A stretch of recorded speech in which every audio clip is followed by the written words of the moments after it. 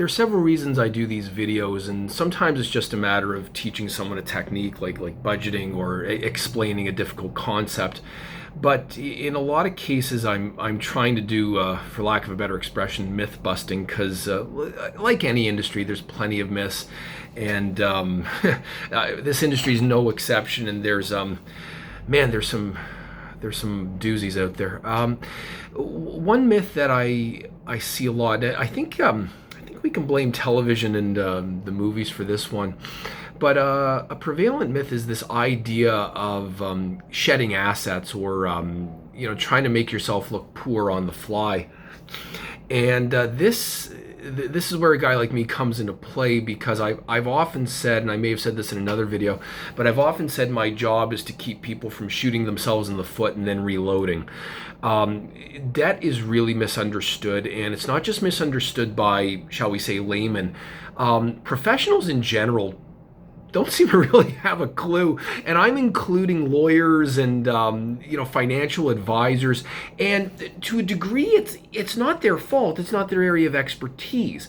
But I think sometimes, especially with financial advisors and even lawyers, I think when someone does approach them and ask them about debt, I think they feel this sense that they have to come up with an answer, that if they don't come up with an answer, that they're, it's a disservice to the client, or they're not, providing a good enough explanation, or, for whatever reason they have to advise people. And that's kind of like going to a criminal lawyer and asking them about real estate, or going to a cost accountant, maybe a management accountant, and asking them about taxes. They'll know a little bit. They can certainly look things up. They certainly are, have intelligence and, the ability to think through a problem. But you don't know what you don't know. And that's very much the case with debt, because a lot of people just don't know. It's not what they do every day, and it's not something they think about. So, case in point, I'll meet people, who have, let's say, an RESP. All right. Now, why does that matter? Well, if someone's in my office, as I've said before, the first thing I'm going to do is ask them all about themselves. And the reason I'm asking them questions about themselves is I want to figure out what happens if this guy goes bankrupt.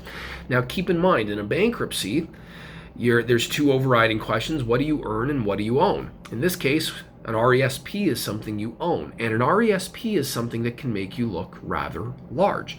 This happened recently. This happens all the time, but very recently I had a lady in my office who had something I had never seen in 11 years, and that is she had about $40,000 of debt, and she had two RESPs totaling almost $60,000. Wow. The most I had seen before that was about $50,000. But it was $60,000, and it was all in her name. She and her husband had contributed to it over the years. Now, you may say, why does someone with $60,000 in an RESP have all this debt? Well, you'd be amazed. People save their way into debt. But that wasn't the point. The challenge was, I said to her, look, we have a problem here. You owe about $40-something thousand, but you're worth 60. Now, I can make an argument that the $60,000 in the RESP is not really $60,000, because if that's taken in a bankruptcy, you're going to lose the government grant, you're going to lose the bond, you're going to lose all the accumulation on that, there's going to be fees and so forth, so you can probably knock, in general, about 20-30% off of that. Well, right there, that'll reduce things to somewhere, let's see, so it'll be around 48,000, maybe it could be as low as 42,000. Still a lot. And this lady had income and so forth. I felt bad. I said, this is going to be sacrilegious. You're going to want to hit me. But what I would do is I would take some money out of the RESP and pay down the debt. It's going to kill you to do it. You're going to hate it. But what are you making on that RESP? 6%, 7%, if that? Maybe you have a good year, a little more.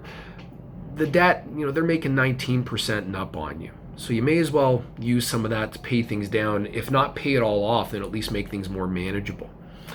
But why do I bring this up? Well, some people had, she actually kind of knew this before she saw me. But she said, well, I was told by someone that I should just take the RESP and put it in my husband's name. Or I should at least make it joint, because that'll cut things in half. All of a sudden the 60 will be worth 30, and or for that matter, it'll be worth 24,000. And I told her, I said, do not do that. Okay. Now, Why not do it? Well, if you file a bankruptcy or you file a proposal, there's a lot of questions in a bankruptcy and a proposal. Pardon me. And one of those questions goes something like this. In the last year, have you sold, transferred, or disposed of any property? Now, property doesn't necessarily mean real property like real estate. It just means assets. Okay? And you have to answer truthfully or you've committed perjury. So if you take that RESP and if she took that RESP and put it in her husband's name or added him as a joint subscriber, okay, she's just transferred an asset. The creditors are going to look at that and they're going to say, oh, and you did that 3 weeks ago? Got it. They're just going to tack it on. In a bankruptcy, they can argue, if they choose to do so, that should have been theirs. They should have been able to collect that. And in a proposal, they might just say, well, no, we think you should pay more in your proposal because if you hadn't done that, we would have been entitled to more in a bankruptcy. Therefore, your proposal has to be superior to your bankruptcy. We want that money. It doesn't work, guys. Now, you may say, well, how are they going to know? They might not. Depending on who holds the asset. If you owe, say, TD Bank and your RESP is with TD, well, they're going to know. If it's with another company, then they might not. Want to take that chance? Not recommended. Okay, that's a big chance. Because chances are they're also going to see that you've been making transfers to this RESP for a long time. And if all of a sudden there's nothing in your name, they're going to be very suspicious. And if it's half-half, they may be suspicious, they may not, they may wonder why all the money's coming from you. It's a risk that I certainly can't advise someone to take. Okay, let's just put it that way. Have people gotten away with it? Guaranteed they have. Guaranteed they have. People have also gotten away with driving 200 kilometers an hour on the highway. Again, want to try? Want to play? Not recommended. Now, you have to disclose this, and so it doesn't really work. Now, you may say, well, they should have just waited, they should transfer it and then wait a year. Excellent point. Guess what the next question is? Have you sold, transferred, or disposed of any property in the last 5 years? Now, that question usually applies to real estate, but it can apply to investments, regular assets as well. So this is a problem. And as you can see, if someone's struggling with debt, the last thing they want to do is transfer an asset and then sit on their debt for 5 years. It doesn't really work. That's why those questions are there. Now, there is, as time goes on, they say time heals all wounds. Well, there is greater leniency. If you transfer your RESP and, or you file a proposal and you say, yeah, 2.5 years ago, I transferred an asset or I cashed out or I did this, I did that, and that's just that. Well, it's less suspicious for sure. And the creditors may forgive it. They may not be as, care as much, or they may ask for less. The point being, simply transferring something doesn't get you off the hook. Now, you see this a lot with houses, okay? And, with houses, this can often be called a false conveyance, where you suddenly take your name off a house.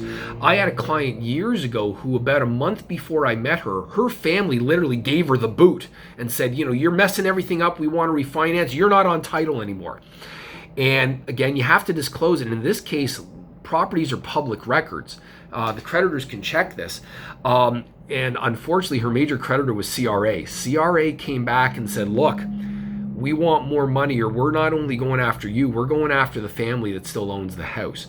So simply transferring assets, okay, there is not necessarily an answer. And if you are going to start moving assets around or trying to legitimately diminish the asset or present, the situation, because sometimes there are explanations. I've had people who have assets in their name, but it's not really theirs. And we try to show a paper trail, we try to explain what's going on, or in some cases, the asset may not be hurting you as much as you think, or it may be easier to diminish legitimately than you think. That's where a guy like me comes into play. So what I'm getting at is, it's not as simple as just transferring. Now, the same can be said in businesses. We deal with businesses all the time, and if there are assets in a business, and particularly registered assets, and someone wants to do a situation, what we call the wind down and start up, where you're winding down one business but you're opening up another in order to have a fresh start, and maybe there's a truck in that business, there's some machinery, there's some equipment. You can't just take the equipment and shove it into the other corporation. Now again, people have gotten away with it, all right? But again, if you owe CRA or you owe a creditor who has a GSA, General Security Agreement, on your business, it's not so simple. There is a right way to do it where you avoid trouble from the creditors, you avoid troubles with the Bulk Sales Act, and if it's done properly and meticulously, it's actually a very effective way to deal with the creditors properly and make sure they get something, but also to start fresh. Point being, it's what a guy like me is here for. So the purpose of this video more than anything is please don't shoot yourself in the foot. And if you do shoot yourself in the foot, try not to reload and do it again. Get someone who can advise you properly, and we're happy to help out. Have a good day.